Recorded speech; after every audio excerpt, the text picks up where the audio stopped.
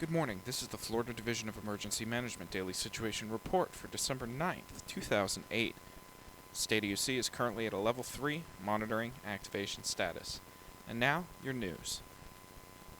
Florida has received an $11.5 million grant through the Housing and Economic Recovery Act approved by Congress in July. Governor Charlie Crist said in a statement that the grant money will be used to continue foreclosure prevention counseling and legal assistance to homeowners in foreclosure. Crist and banking and mortgage lending industry representatives early this month unveiled a voluntary agreement to provide foreclosure relief to homeowners for 45 days. FP&L Group Incorporated's Florida Power and Light Company broke ground on the 75-megawatt Martin Solar Thermal Power Station in Florida. The facility, which is expected to enter service in 2010, will combine solar thermal with a combined cycle natural gas-fired power plant to use less fossil fuel when heat from the sun is available to produce steam needed to generate electricity. FPL said the solar thermal station should provide enough power to serve about 11,000 homes while preventing the emissions of more than 2.75 million tons of greenhouse gases. A new report issued by the Center for Strategic and International Studies urges President-elect Barack Obama to create a new White House department aimed at protecting U.S. cyber interests from hackers and other foreign agents. The report, Securing Cyberspace for the 44th Presidency, was made public at the start of the week and offers numerous ideas and recommendations for government officials who are growing more concerned about the possibility of cyber warfare.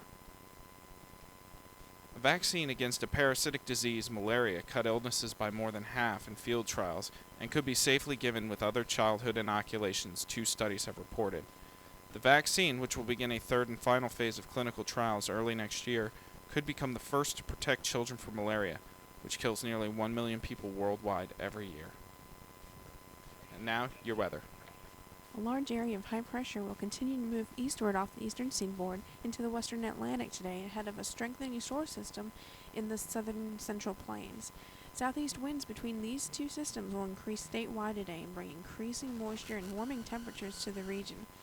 A generally quiet day is expected for much of the state with a mix of sun and clouds, but onshore winds could allow a few isolated showers to develop along the Atlantic waters and move towards the east coast. However, most of the shower activity will be isolated and they will dissipate as they head towards I-95. A few showers will also be possible across the western portions of the Panhandle this afternoon, with thunderstorms expected tonight as storm activity is expected to increase from west to east ahead of a strong cold front approaching the state. Most of the shower activity today should be fast-moving with light rainfall amounts, but as the front quickly approaches tonight, thunderstorms will be able to produce heavier rainfall amounts up to 1 inch. However, the best chance for rainfall today will be west of Panama City. Currently, the Storm Prediction Center has placed the central Gulf Coast region between Houston and Mobile in a slight risk area for severe weather today and tonight. However, a few thunderstorms across the western Panhandle may also become strong to severe tonight and could produce damaging wind gusts, frequent lightning, small hail, and locally heavy rainfall. Otherwise, temperatures today and tonight will be above normal statewide with those strong southeast winds bringing in warmer and more humid air. Also, patchy areas of fog will again be possible across portions of the Florida Peninsula tonight. Also, these strong southeast winds will produce a moderate risk of rip currents along northeast Florida and Florida Panhandle beaches today, with a high risk of rip currents expected along the southeast Florida coast. Thank you, Amy. With severe weather brings the possibility of severe wind and damages. Always remember to keep your NOAA weather radio handy in a place where people can hear it and tuned to the proper channel. Also, with severe weather comes the possibility of heavy rains and localized flooding. Always remember, turn around, don't drown. Only 1 foot of water is needed to take a vehicle and sweep it off of a road. That concludes today's Daily Situation Report for December 9th, 2008 from the State Watch Office. Have a good afternoon.